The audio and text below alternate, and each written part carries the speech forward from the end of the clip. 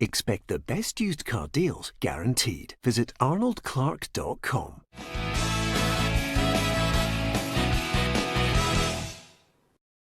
Welcome to the football show on PLZ Soccer, sponsored by Arnold Clark. I'm Gabriel Antoniazzi. Here with me in the studio today to discuss all of the stories, Darren Jackson and Alan Rough, as we build up to Rangers' tie in the Europa League against Braga and look ahead to tonight's Premiership fixture.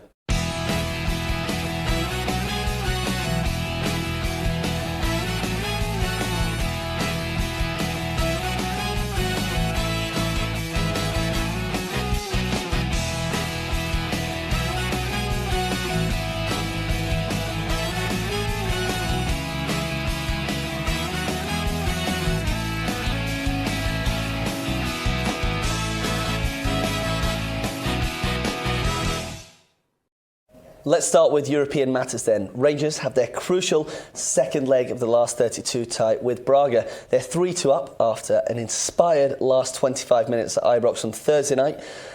But it will be a very different task over in Portugal. There will be no Alfredo Morelos. He was booked, so he's suspended. Steven Gerrard has said that Florian Kamberi is the man to lead the line. Darren Jackson, as a former striker, I'm going to come to you first. Is Kamberi the right man? Well, his performance the other day could prove that. But I think he's. I'm a big fan. I think he's a good player, but I think he's better than a two. I don't think he stays central enough, playing as a one, and he's not like Morelos, who makes himself chances just by his robust, the way he plays. And I think that'll be a big. He gets himself in the box, and Kamberi doesn't get himself in the box enough. He did the other day there. He scored 2 goals. Obviously, one was chopped off. He set up a goal, and he'll be fully confident. But I think he likes to play too much out the box to be a goal scorer that's going to get you 20, 25 goals a season. But they'll just be worrying about tomorrow night. Sorry. But I do think he's definitely one who will improve them just now. Roughie, what have you made of Kamberi since he's coming at Rangers? Obviously impressive at the weekend, as Darren was saying, but also how much of a miss is Morelos? Oh, he's a big miss. There's no doubt about that. If you look at Rangers' record in this cup, he's been the one scoring the goals, not just scoring goals, but scoring goals at important times. Big-time player, big-time scorer. Kamberi hasn't really produced that yet. We all know what he can do. As Darren said, he is a good player. Let's not kid ourselves on. He'll score goals. He scored them with Hibs, scored a good goal at the weekend. He's not a target man by any manner of means, so he'll have to change his game a wee bit. You know, if you're going to bring the midfield into the game, which I think Rangers will have to do, I think they'll have to chip in. You know, Hadji and that have proved that if getting near the 18-yard line, they'll get a chance of a goal. So for me, it's got to be a Rangers goal first. It's got to be that. You know, if they were to get a goal, I think it would be a backs to the wall. Yeah, you think Rangers need to score first? What's been interesting about Rangers in Europe is they have conceded quite a few goals, but they often score away from home. They don't usually keep clean sheets, but they score. And Alfredo Morelos has scored 4 of their last away goals in Europe. So will they have to change their tactics, Darren? Play a little different? Because as we've discussed before, Morelos can create his own chances, which perhaps Kamberi can't. Well, they'll have to change it a little bit because Kamberi doesn't really go over the top, where that's what Morelos does. That's what he loves. He loves playing on the shoulder of the centre halves and going in behind, fighting with them and all that. So they will have to. But Arfield stepped up, and Hadji scored a couple of goals, but they need it from more. Aribo scored, but he scored his 2 goals from left back. But the Kents and Aribos, if he plays up there, Hadji's, they'll really all need to chip in. But it's going to be a hard shift because they had a lot of the ball for 65 minutes at Ibrox on a poor pitch. Now their pitch is very nice, and I can see them having a more off the ball. So the Rangers are going to have to really counter-attack. And I don't know sometimes if you can do that with Kamberi because he's probably not the quickest.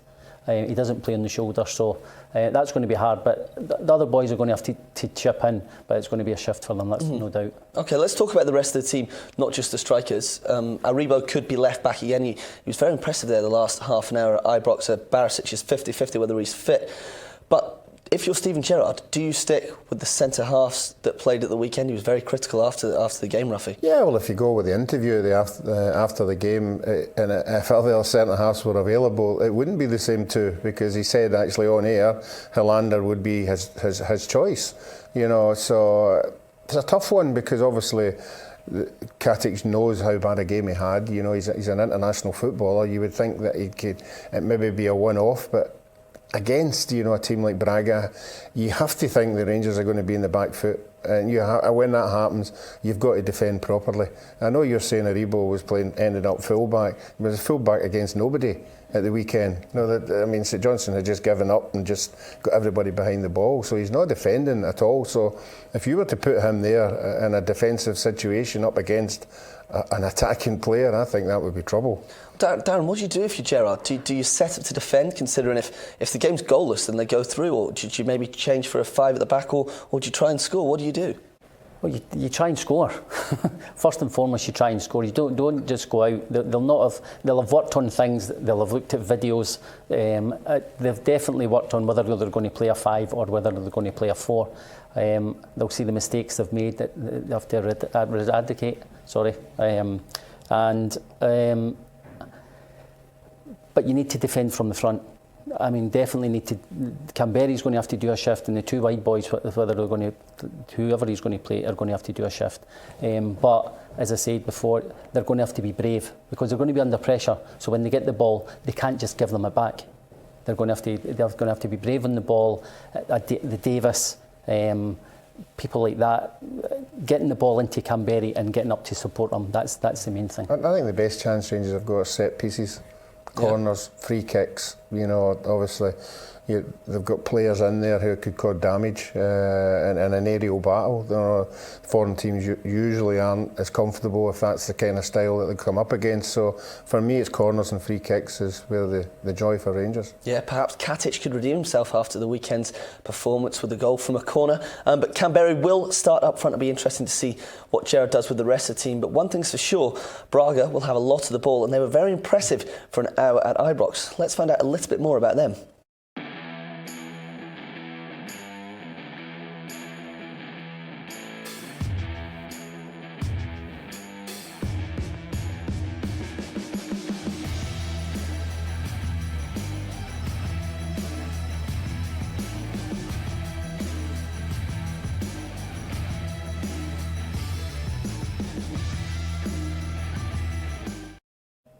So as we saw there, Braga won the Taça da Liga, the Portuguese League Cup, just earlier this year.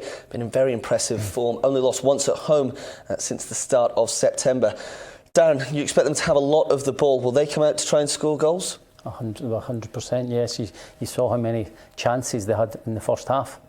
But I did say last week that, and Rangers obviously aren't going to have this week, that the fans were going to play a big part, because a lot of the Braga players have never played and experienced anything like Ibrox. And you saw when Rangers got the first goal, they went. I mean, they didn't want the ball. They were never on the ball as much. Rangers were just attacking them, and their defence kind of just went deeper and deeper. But they're not going to have that, and I think they'll have more possession than they had. The pitch will be better. They'll pass it about better, and they were an excellent side that first 65 minutes. Roughie, give us a prediction then, scoreline. I think, unfortunately, I think Rangers possibly will score, but I think they'll go out on goal difference, goals away. I think Alan McGregor is going to have to be, as he always is in the European ties, top man, and I think that's their only hope.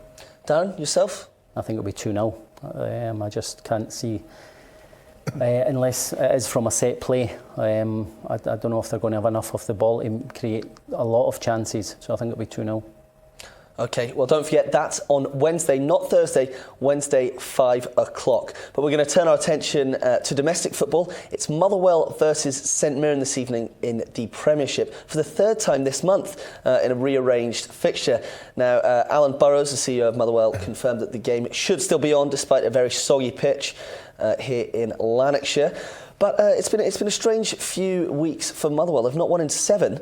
But they're still in third, Darren. It's been quite an odd season almost, hasn't it? Yeah, I've been at the last 2 games, and obviously last week, the first half, they were so poor. The 2 St Mirren strikers terrorised them, and they were all over them. They were taking them long. They were too strong for them.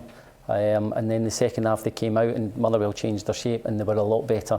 St Mirren had to change the shape, and obviously it ended up 4-4. And then I saw them Saturday again, and it's hard to judge when the other boys sent off, but they weren't on the ball a lot. So But the confidence Stephen Robinson will take, that they've not won in 7 and they're still third in the league. So maybe that's their bad period that everybody has. They can kick on now. You talk about that bad period. What's been going wrong? Because they were very good in the end part of 2019. Well, what's been going wrong is they're losing goals and they're not scoring goals. So there's a lack of confidence in defending, and they're chopping and changing their strikers. Tony Watt's coming. I was very impressed with Tony in the 2 games that he's played. He's looked very sharp. In the more games he's going to play, he'll get himself sharper, and I would imagine Tony will score goals for Motherwell. So that's a huge plus for them. But as I say, when teams go on a bad run, it's obviously because they're conceding goals and they're not scoring goals, and Motherwell are going through that just now. So Darren was at the cup exit where Motherwell were beaten on penalties by St Mirren. Is that what they were trying to do? Avenge that Scottish Cup exit? Yeah, I think, as Dan said, I think we'll get another 4 each. But I think both teams will be looking at the video of that game and trying to obviously solve the problems, because there was some bad goals that night. There were some good ones as well. But on the whole, you know, I think it'll be closer tonight. I think Motherwell with a home advantage. I think I'll just sneak it 2-1 if they can keep 11 on the park, that is. But for me, yeah, it just shows you how consistent they were, you know, in the early part of the season to be where they are with the run that they're on just now.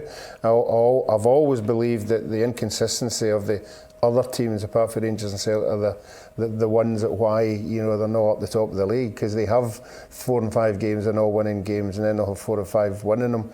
So it's a consistency for me. You know, Darren might remember this more than not. I think it was John Hughes at Hibs had a fantastic first half of the season. It was up there challenging. In the second half, it just didn't happen, and he got sacked. You know, and then sometimes you don't look at the overall picture. You know, you don't look at, you know, the end product. Rather, you only look at the no wins in 7. But it's at the end of the season, with the points that you've got, you should be judged on. Yeah, they will be judged at the end of the season. If they win tomorrow, they'll go 4 points above Aberdeen in 3rd place. But let's talk about St Mirren a little bit. I'm quite intrigued by Jim Goodwin's side this season. Aside from the 4-4 last week, they don't seem to concede many goals, but the problem is that they don't score many either. What have you made of St Mirren when you have seen them this campaign? Well, it's a kind of contradiction last week's game, that they don't concede, and they conceded 4 and they don't score and they score 4. So he'll try and get a happy balance there, that yes, as a team St Mirren are going to concede, but the 2 boys looked very dangerous.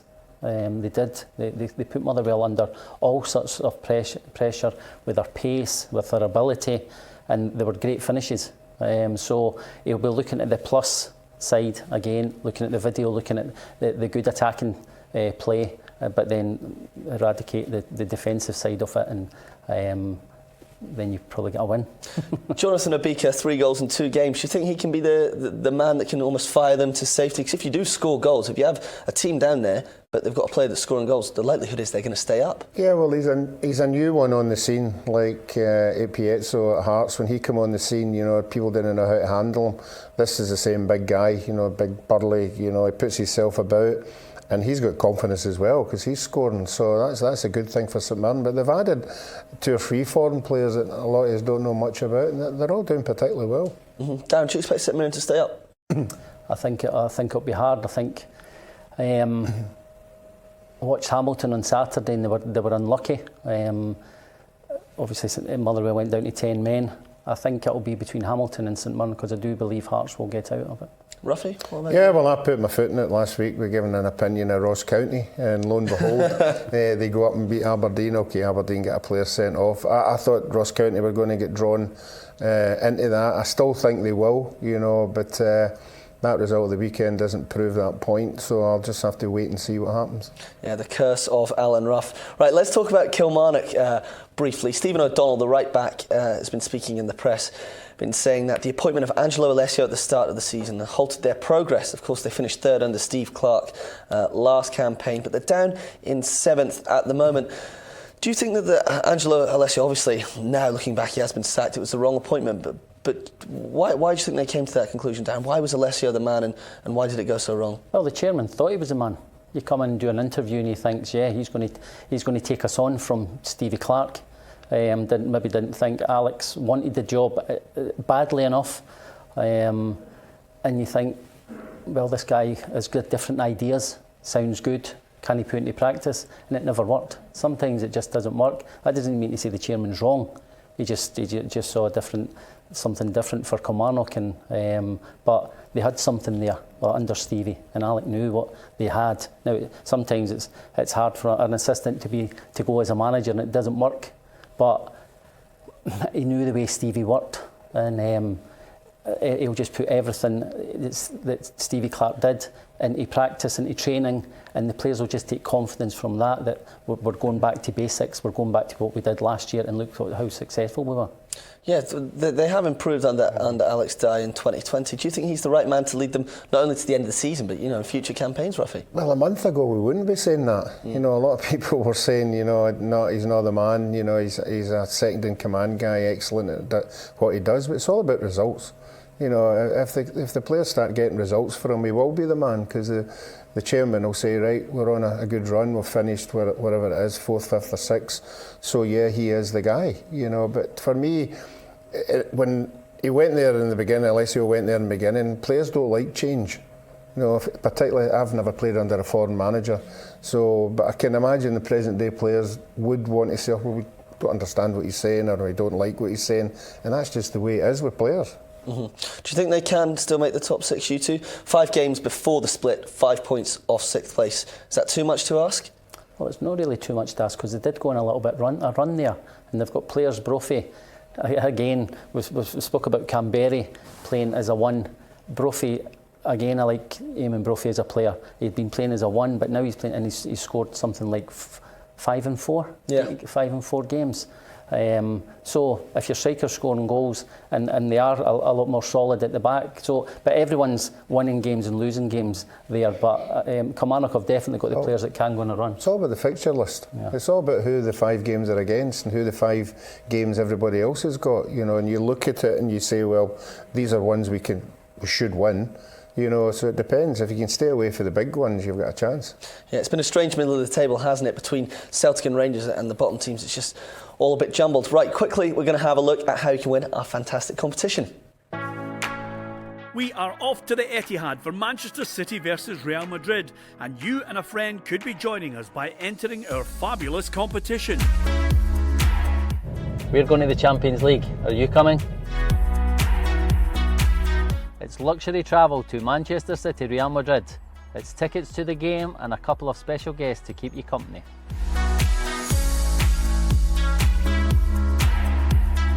You and a friend could be joining us if you enter this fabulous competition. To be in with a chance of winning, just answer this simple question. Name Manchester City's all-time top goal scorer. Is it A, Sergio Aguero, B, Raheem Sterling, C, Kevin De Bruyne? Submit your answer below, and you and a friend could be on your way with our special guests to Manchester City versus Real Madrid in the Champions League. Enter now, and good luck. Darren, you looking forward to that? Oh yeah, I think it'll be fantastic. It'll be some game, but I think the journey down will be... Yeah, well, I think whoever wins it will be in for a fantastic day, not just at the beginning, but the end as well. Yeah, I'm sure they will. The Champions League return tonight as well. We can have a quick look at the fixtures. We've got Chelsea against Bayern Munich and Napoli against Barcelona this evening, and then there, Real Madrid, Manchester City, the first leg tomorrow. Chelsea, Bayern Munich. Chelsea got any chance there?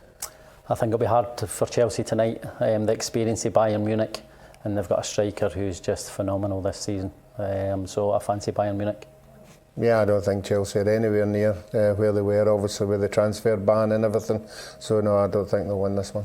No, Bayern are favourites tonight, and also to go through across the tie. Quick word on Jurgen Klopp's Liverpool as they march ever closer to that title. 22 points clear, and they've equalled the all-time English top-flight record for consecutive wins with 18. Here's what he had to say after last night's 3-2 comeback victory. So the number of wins you only can have if you win all these games. Obviously, the difficult ones, the easy ones, if there ever was one, the brilliant ones, and the rougher and all more grumpy ones. So that's how it is, and in the end, that's what counts. And we all know that it's very special. So Liverpool almost certain to win the Premier League now. We were having a chat earlier, weren't we? And we were saying that the Champions League is the one that makes you one of the greatest teams of all time. Do you think Liverpool can go on? I know they're 1-0 down to Atletico Madrid, but could they defend their title this campaign? I think they can, yes. I mean, they're an incredible side. I mean, we'll spoke about who's the best side over the years, about the Liverpool 77, 76, 78 sides, the Man United treble winning side. But this side's an excellent side. But until you win 2 or 3, but I do think they could defend the trophy. I just it's not rocket science. Incredible players, world-class players, but work so hard, and that's why they are where they are. Yeah, okay. That's all we've got time for today. Thank you very much for joining us. Don't forget you can subscribe, like, share and follow all our social media channels that you can see on the bottom below there. All that's left for me to do is thank you very much for watching at home, and thank you too for joining me in the studio as always. And don't forget you can join us again tomorrow for our Facebook Live at 3:30 to preview both Europa League games, and the show again at the same time, 5:30. Bye-bye.